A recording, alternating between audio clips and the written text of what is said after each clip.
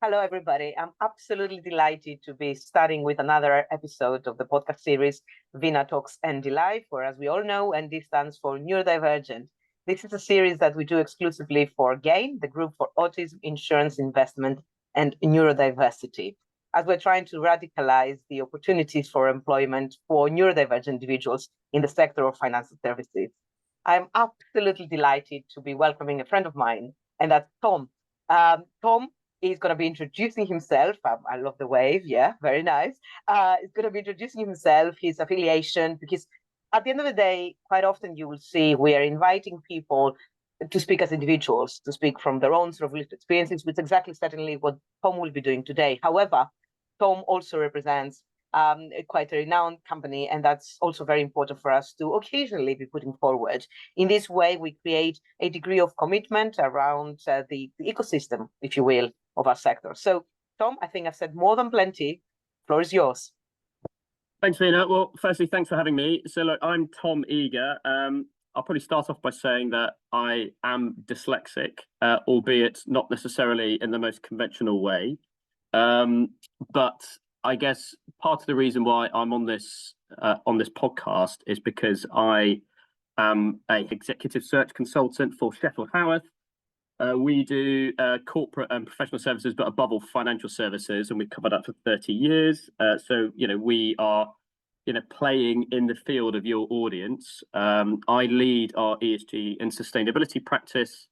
And so DEI sort of professionally and through that is quite important, but also clearly personally. And I guess I'm really here to give the perspective from, well, really that recruitment angle, which I think is a very critical part of, DEI and neurodiversity within corporates.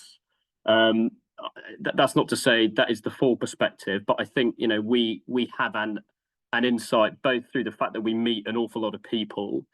We spend a lot of time trying to attract people to companies. We run recruitment processes with companies, and we hope that they stay there as well. And so for all those three reasons, we have, to a greater or lesser extent, an insight into, I guess, the pitfalls and the opportunities for people who are neurodiverse. Stunning. Well, look, the key item for me today is you're a fellow neurodivergent. So that actually means you carry lived experiences and you know damn well how we feel and how we want to be represented.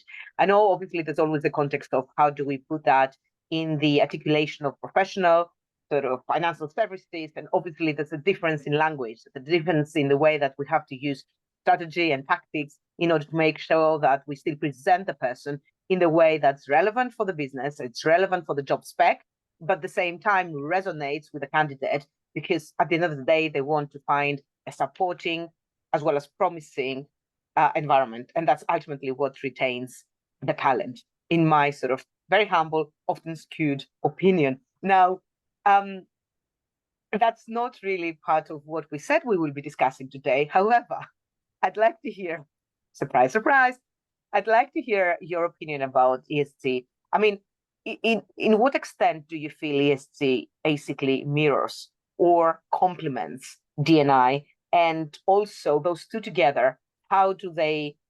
catalyze neurodivergence? Yeah, I mean, I think, look, without going on too much of a tangent, ESG is really a sort of a catch-all term, a label for looking at, performance that isn't financial, really. That's what it really is, and what is the impact of a company on the world and its employees through its activities, right? So, DEI is a feature of that because it is proven, however strongly is up for debate, but it is proven that, a diverse workforce, or a workforce that happens to be diverse for whatever reason, tends to perform better. And so that is something kind of worth paying attention to. And that performance is really on two fronts. That's firstly, bluntly, just through revenue, but it's also through, I guess, the G in ESG, which is governance. And if we talk about groupthink, which is something that has plagued businesses that have spectacularly failed in the past, and we can all think of instances certainly within financial services, not so long ago, where that has happened. To bring it back to the podcast, where diversity of thought in whatever context, can be very helpful for companies. And so, I think it's important that firms evaluate this. And what's nice about ESG, for what it's worth, if I can talk my own book for a moment, is by formalizing the evaluation and the measuring of those metrics all the time helps essentially provide a sort of data playing field on which people can evaluate and compare companies. And that's ultimately what ESG is really about, despite what sort of some politicians may or may not say about it. Epiphany moment for me. I mean, I absolutely respect, appreciate, and endorse, and did I say endorse already? Applaud what you just said. Beautiful, formalizing the evaluation of a company. Definitely. Oh my God, we're speaking a lot about data, and quite often the data actually goes back into the revenue creation, right? And it's not easy. I give you that. It's not easy to sort of quantify ESG, but there's definitely ways. And I think, yeah, you're about to say something. Come on. No, I'm just saying that, I mean, that's the real challenge with ESG, right? Is having to quantify the qualitative, and that's what I've really sort of based my practice on, right? People who can translate that and do that in a commercial way. But look, if we take it down to neurodiversity a bit more, right? I mean, I think we all agree, and I think we should set our stall out here on the podcast right now, that firms that have a culture which allow people to perform at their best, I believe, and I think we all believe, will perform better in the long run.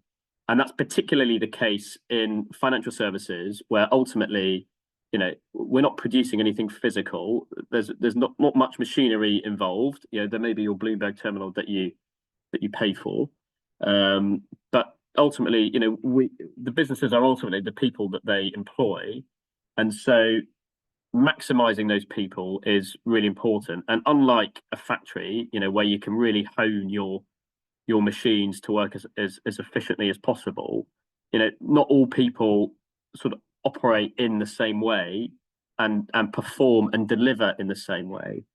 And so ultimately, I think all of this boils down to creating an environment where people can do their jobs at their best.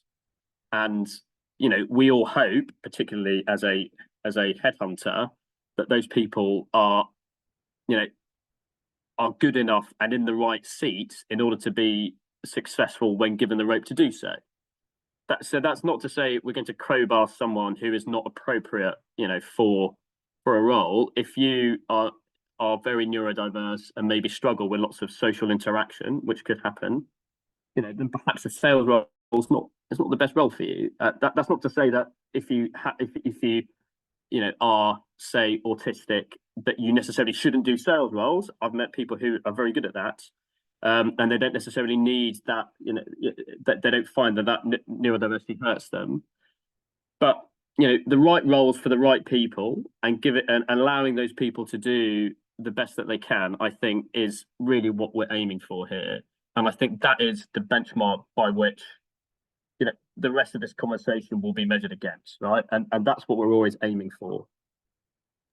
100%, absolutely. And you know what? You said it right. The right roles for the right people. We didn't say the right roles for the right neurodivergent people. Again, exactly. It's an axiom of universal design. Yet again, it's something that benefits everybody. And we should be starting asking, simple humanistic questions, as in, what do you enjoy doing? What's your hobbies? And that basically tells you quite a lot about the individual. That gets you to understand whether the person is an extrovert, whether they enjoy me time, what they are as a person, and you would be able to sort of pinpoint them. I had this discussion this morning with a colleague, actually. I actually take personal interest off everything, because I think the reason why people list personal interests is not because it's revealing. I think they list it because they hope that the person interviewing them shares the same interest, and they can circumvent some of the more formalized recruitment, and they build more of a personal relationship. Is my humble opinion. That's a perfectly fine and valid sort of personal opinion. It's all about, exchanging personal opinions on this Yes, podcast. but So, look, I mean, why keep on don't we? coming. Why don't I take that as a point to sort of to jump off on when it comes to recruitment processes, right? Because that's an important part. So, I mean, I'll let you frame the question, but I think that's a useful place to start. Absolutely. And that's essentially what we're here on about today. We'd like to explore the recruitment process. And you said already, obviously there's three stages to that, three big pillars, if you will. And one is the attraction, then it's when you onboard people, and then obviously what do you do to help them grow, to help them, as you said earlier, give them an environment that everybody performs at their best, and Yeah. therefore you manage to retain them. So with those three, again, pillars, key stages, if you will, or if you prefer, in mind, how would you see this journey that everybody we can appreciate might be in different stages of, but we need somehow to harmonize to create the element of acceptance, to allow people again to fulfill the true potential, as we keep on saying nowadays more and more. Just share with us from your own experience and from what you've seen. Yeah, I mean, I think firstly, it's important to know that no one's got this right. I mean, we're all sort of trying to find our way through this, and hopefully, collectively, the industry is getting better at that. I mean, both in terms of the search industry, but also financial services. But we're not there yet. So I don't want anyone to think that there is a perfect model out there. There isn't. Now that aside, I think the challenge is that there is still inherent discrimination, and it's quite hard to know, where that discrimination lies within an organization. And there's always the worry that disclosing neurodiversity is going to be harmful. But conversely, if you don't disclose it, how can a firm have the opportunity to demonstrate that they can accommodate and provide an environment where that is not a problem and hopefully possibly an asset too? So from a candidate's perspective, what's a good way to go about it? I think you can ask questions around sort of working cultures within an organization without necessarily highlighting your own needs or requirements. But as a general rule, there are companies who have working practices that allow for sort of flexibility in the way things are done, and there are firms that don't allow that. And I've experienced that myself. I've worked for businesses who really sold themselves on an extremely thorough process, and that was their USP, and that was great. But there was one way to do it, and if you didn't do it that way, that was problematic. And I've worked for companies whereby they were extremely outcome orientated, and as long as they felt that you were working hard and the outcomes were there, that was fine. And I think the same could be applied to any company with anyone who's neurodiverse. Do they allow you sort of the room to deliver what you need to deliver in the way that you see as best? And will they work with you to do that? Or is there one way or the highway? And I think that is a helpful rule of thumb for candidates. For clients, advice, I think, you need to be careful about forcing people to disclose this stuff, because I don't think it's necessarily constructive, and I think you could close people off because people are worried, and we can't be too naive that everybody thinks that this can be accommodating. But I think there are certain things they can do. I think in a process, I think they should give the option to candidates. Is there anything we can do to improve? Is there a format that either hurts you or helps you in this process? And give candidates the option to say it would be better if we did it this way. There's one specific instance which I think all firms need to think about, and that's psychometric assessments. This is a real bugbear of mine. We have, you speak to any experienced headhunter, who's worked with firms who use psychometric assessments, and there will be stories of absolutely nailed on candidates who were great, reference extremely well. Everybody knows they're going to land well, and then they fail the psychometric and they don't get hired. And that, to me, is a terrible inefficiency. And in my mind, a sort of misunderstanding of the point of a psychometric is not to sort of screen people out, it's to understand how people think. So I think there is a place for it. I think the format of which I think firms need to be flexible on, and they need to give candidates the option to say, this format does not suit me. And you'd hope at that point in the process, because it's normally just before an offer is made, that there's enough mutual trust there that the candidate should be able to explain to the client why. And I would say if the client is then put off, I say that's a red flag, would be my view. But those are the sort of things that I think people can do. I think it's about sort of groping your way through the process and trying to get a sense of trust, really.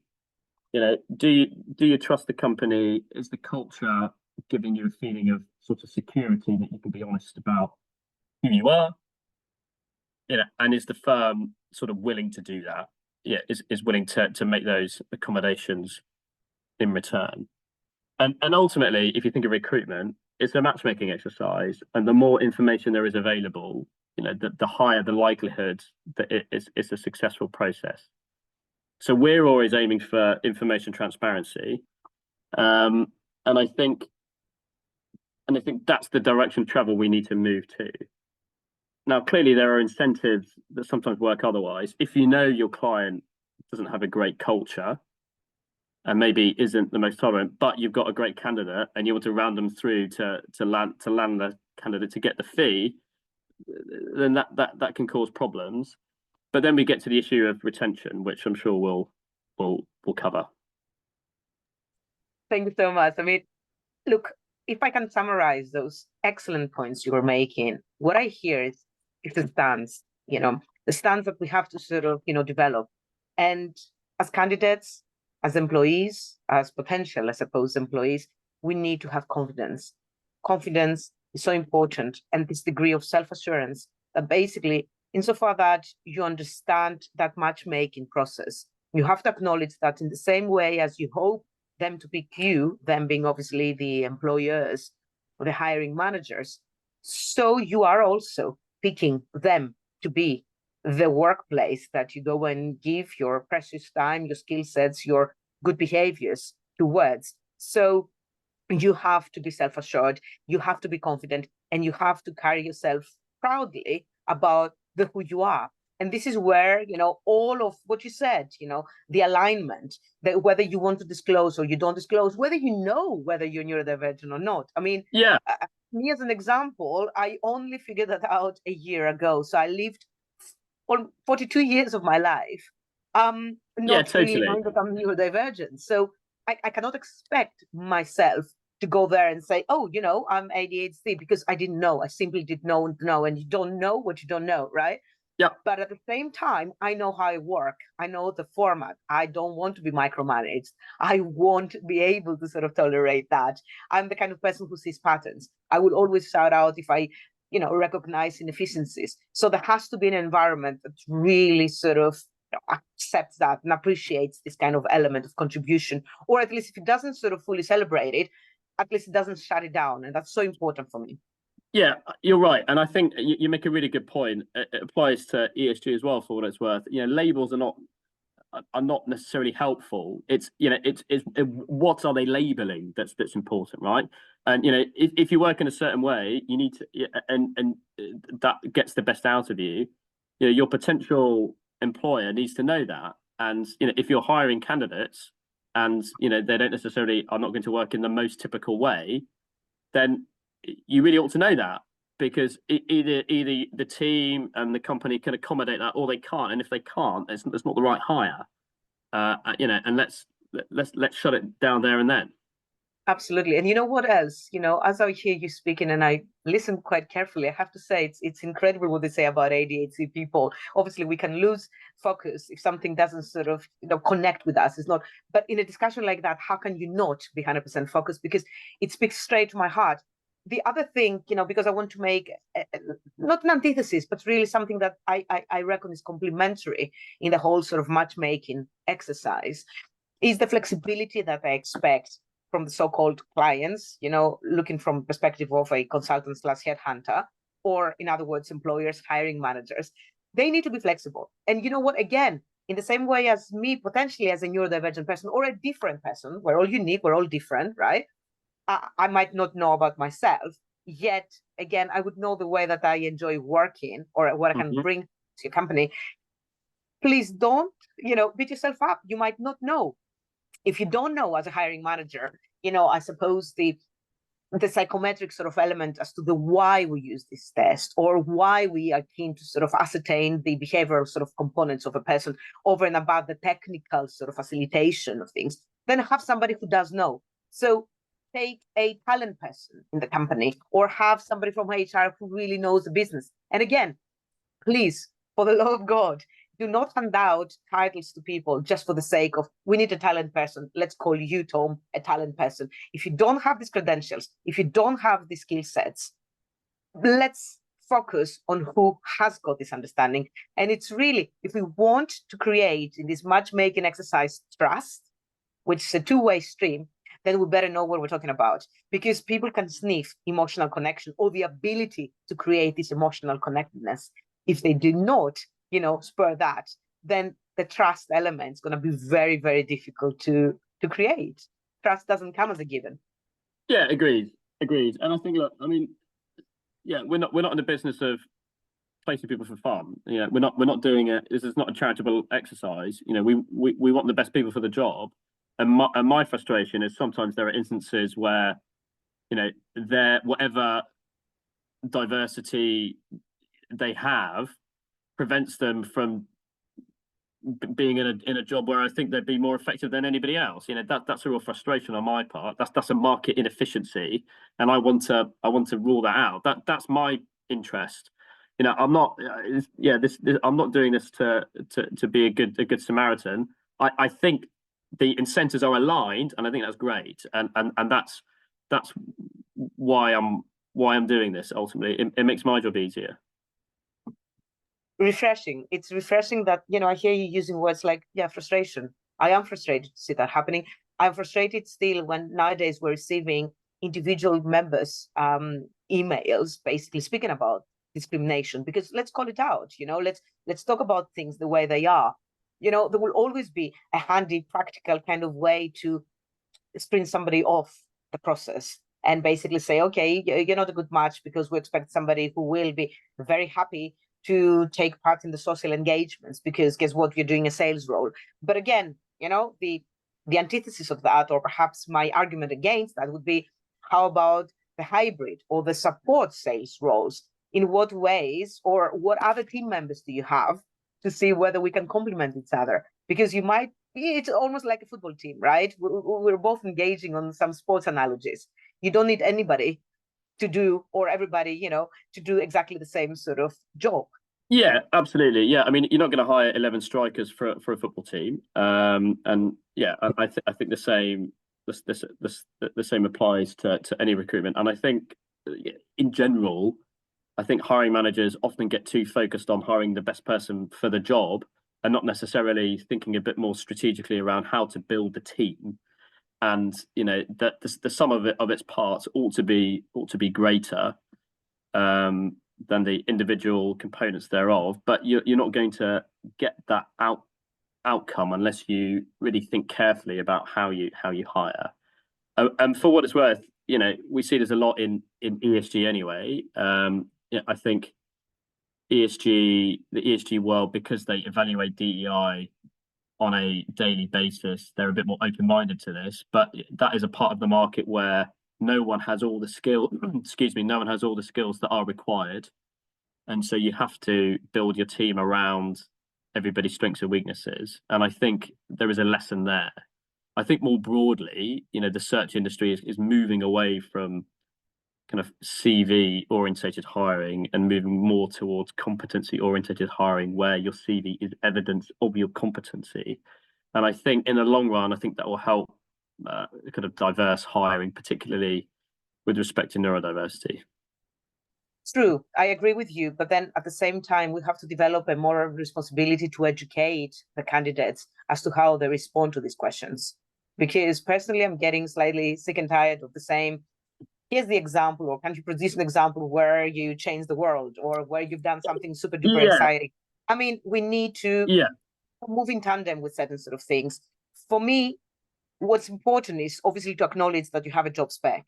And again, you know, my plea there would be, please try and make it as short and as to the point as possible. We don't want to know about everything else that's fluffy and really ultimately not important. Going back to what you said about the market inefficiencies, let's try and create some efficiencies for once, or at least pick up the loose threads and sort of, you know, try and choose what really plays a part into the health and the wealth, obviously, ultimately, of the corporate side of the organization, on the culture and the strategy, et cetera, and what doesn't. So job spec on one side, and the other side, think about the wider group, as you said, the wider team.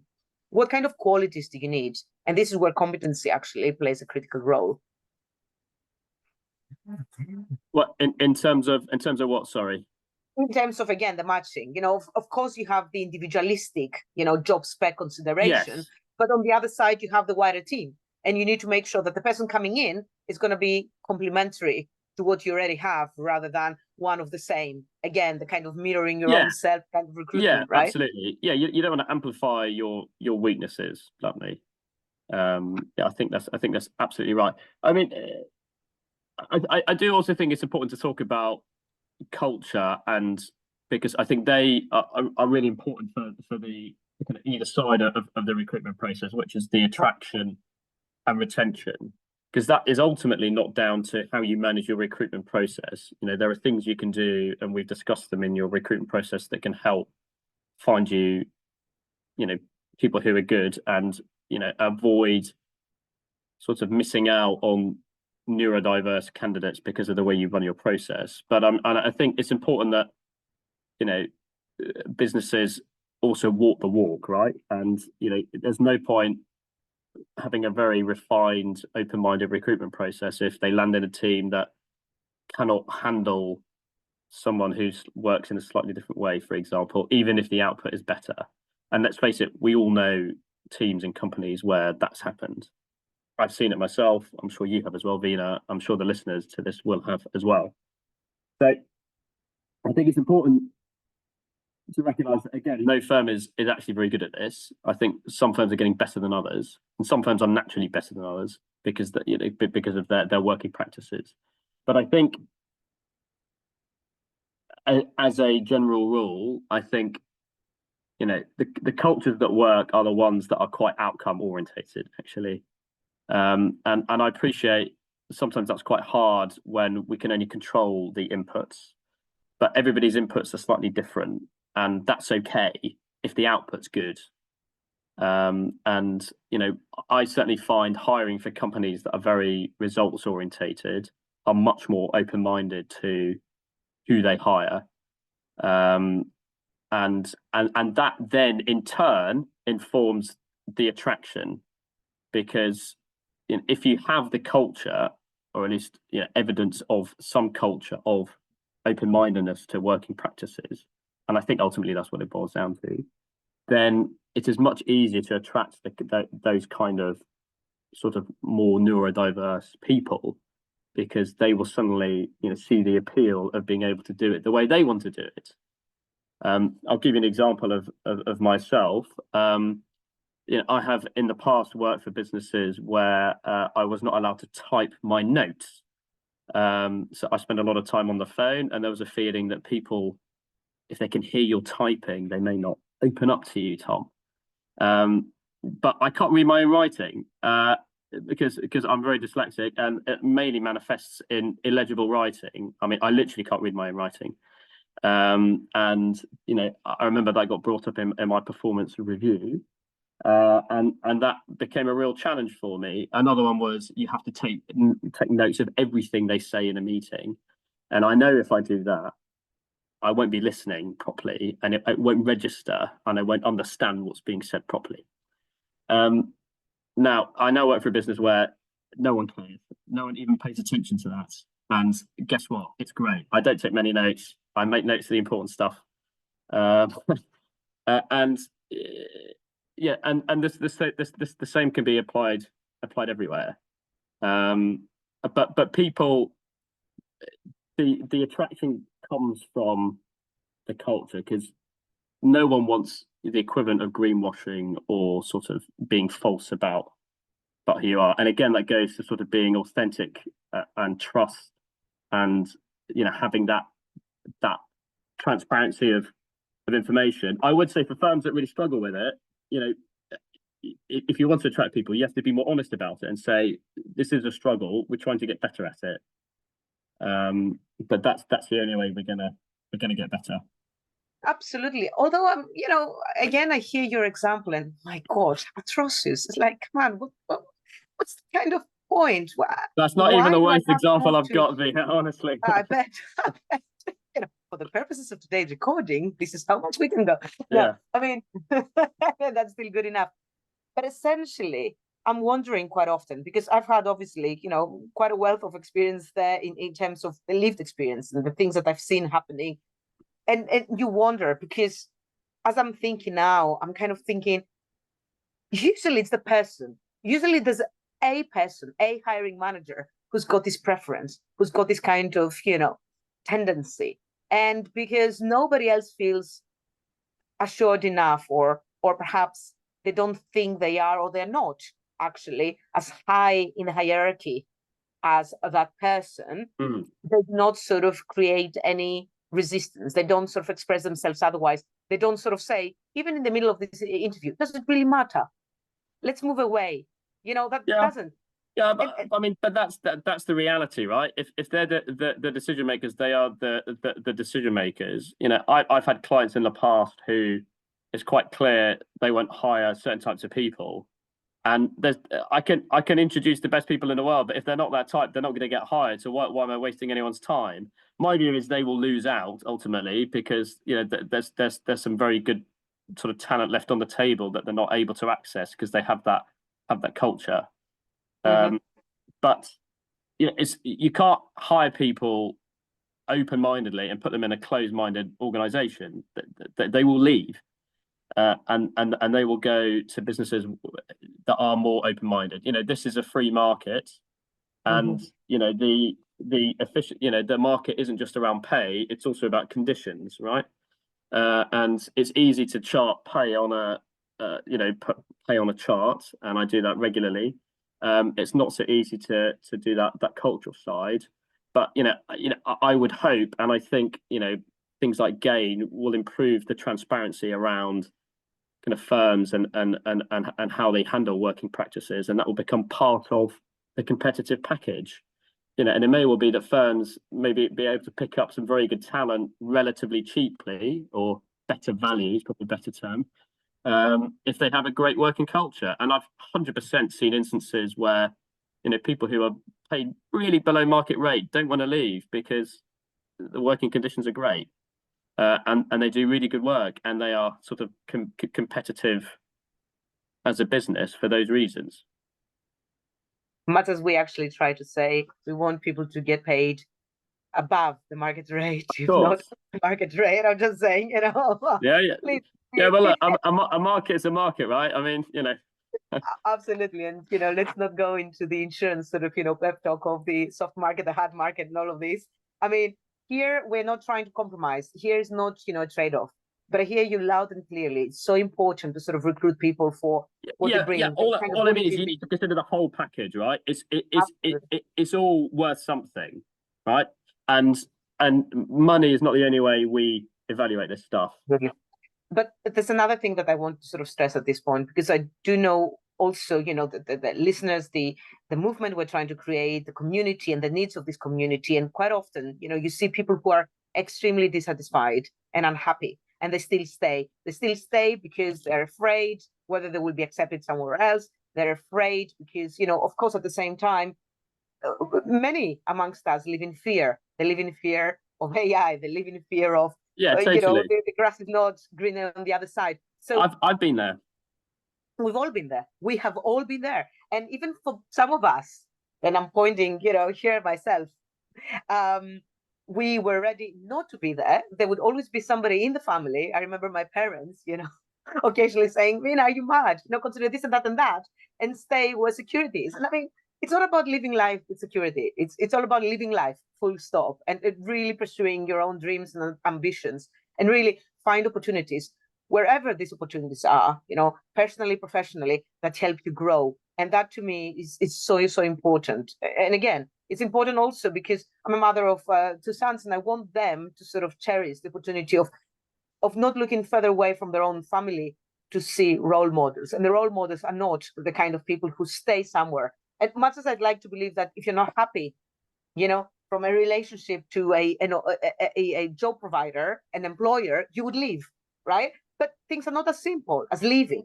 And, No. and because No, you said, they will yeah. go somewhere else. I just want to clarify that there will be loads of people, and sorry, I'll stop, I promise. There will be loads of people who basically are not fully engaged. They are dissatisfied, and therefore, because they're not particularly happy, they will not give you the 100%. And that's already a loss and an inefficiency. Yes, agreed. I mean, look, I'm obviously quite incentivized to tell people to leave, right? So we need to be a bit careful. But no, but I think, I worked for a lot of businesses where I wasn't very happy, and I have eventually landed somewhere, where I am. I'm not trying to sell my company here. This just happens to be the case. And I've said it in other DEI, meetings where people have told me some really awful stories of discrimination. That you ought to leave. You should vote with your feet. But I do appreciate it is not always that easy. But I would say that just because you are experiencing problems in your current company, that does not necessarily mean that it's going to be the same elsewhere. And my advice would be to, if you have an option to, speak to people who can give you an insight into those companies. Whether that is, third party sort of people like me, or if it's, I think would be people who work in those companies and who you trust, who you can get a view from. And if not, someone who you trust, who trusts someone. Absolutely. Or places, again, organizations like GAIN. And again, I'm not trying to do a plug for GAIN here, but I've seen that in the making. I've seen that in practice, actually. When we have our online coffee, the virtual sort of chats, and we have a bunch of people, we don't celebrate, we don't sort of, showcase even the affiliations, just a person. There's a Tom, there's Vina, there's others, others who basically speak about their own experiences. And this is really all about cross-pollination, and it's about, exchanging of what they've seen, the lived experiences, and the cultures. And it's so important because ultimately it goes back to word of mouth, right? If something is not sort of happening in the right way, people will talk about it.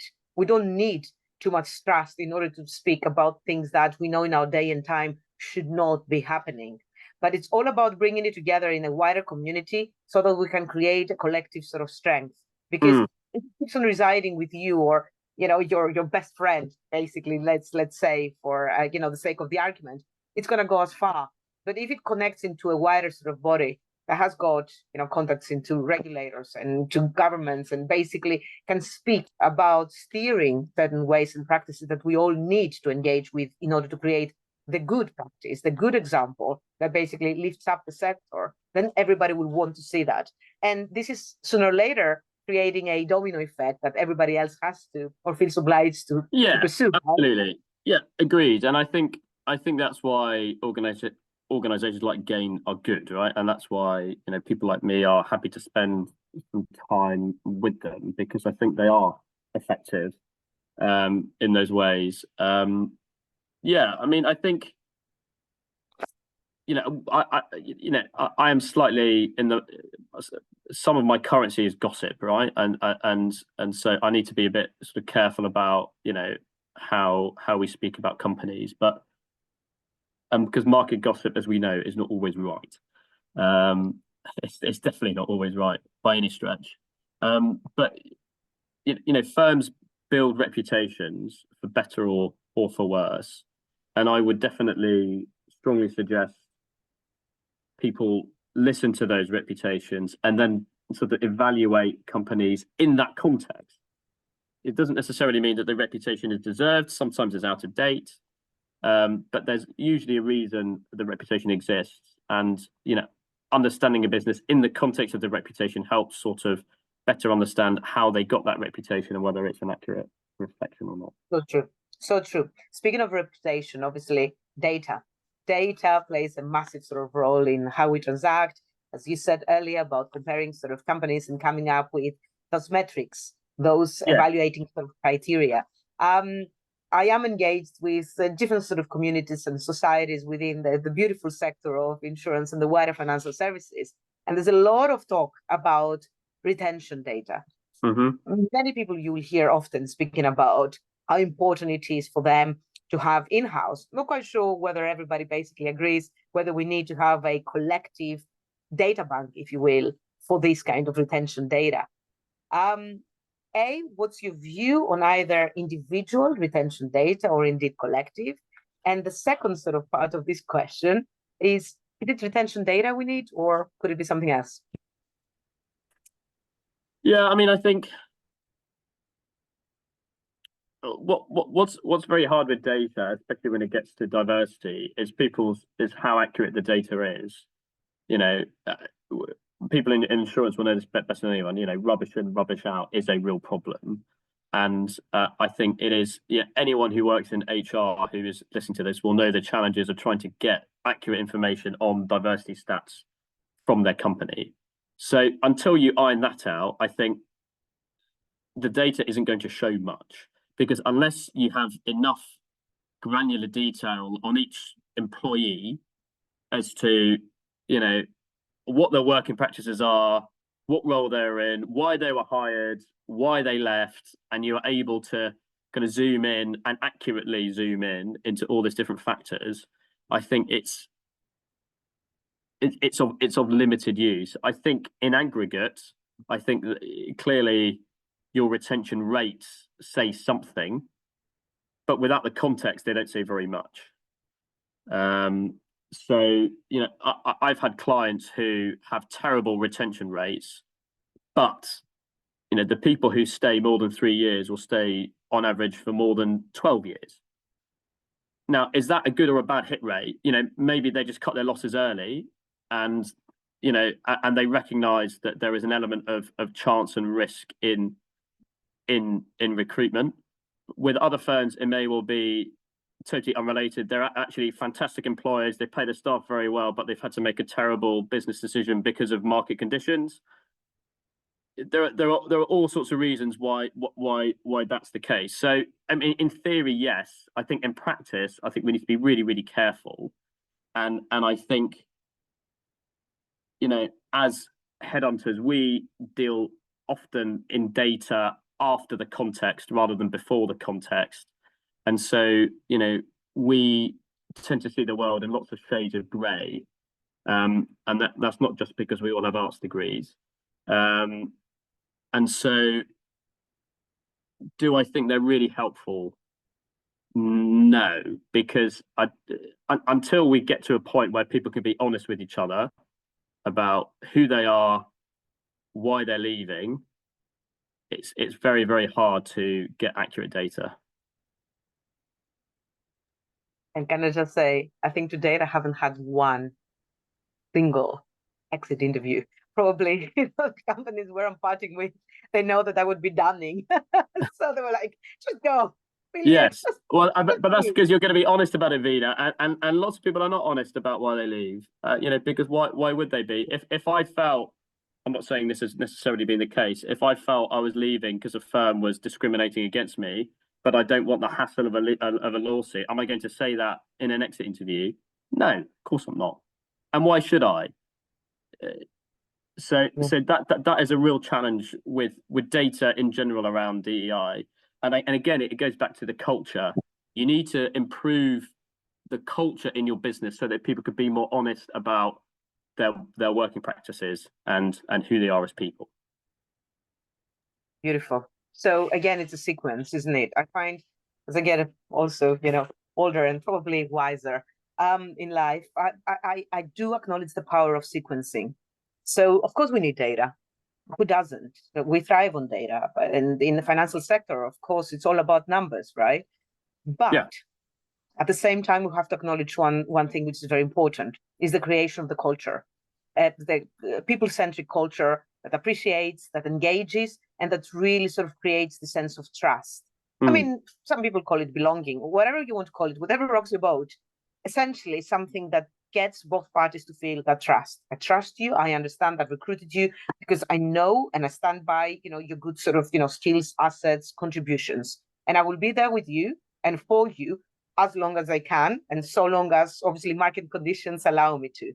Things, yes. go But it's not. This is not a kumbaya session, though. This is not sort of everyone trying to make everyone feel good. I think it's about, we recognise that you best perform in a certain way, and we want to get that performance out of you, and we will encourage you to do that because ultimately we believe that comfortable, confident employees work better.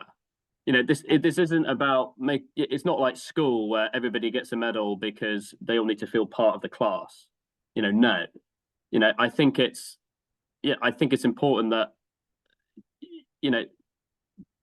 they recognize that this is still a competitive market and people still need to perform, but we're going to help you perform, and we're going to put the environment around you to be able to perform successfully, and that we will help you with. I don't think firms can sort of act as sort of super safe spaces, because I think we all need an environment where people can be challenged for their behaviors. And I don't just mean, because and that works both ways. In the same way, we want to challenge people for maybe not allowing people to perform in a certain way because of their prejudices or otherwise. If for whatever reason you're not performing in the way that you ought to, they should also be allowed to say that. And so I think it cuts both ways. And I love that you mentioned that because, very recently I completed an education sort of course, City and Guilds Awards in Education. And one thing that basically I managed to sort of take as a takeaway is this concept of stretch and challenge. I mean, let's make it clear at this sort of stage, which is the closing sort of stage of this fabulous podcast discussion, is that we want neurodivergent people in the same way as everybody to feel appropriately stretched and challenged, because at the end of the day, these are the moments that give you the growth. If you don't have these elements, then I don't think you can actually grow personally or professionally. So we're not making a claim here for an easy, a plain sailing, all vanilla kind of attitude, be soft and sort of, smooth out the edges.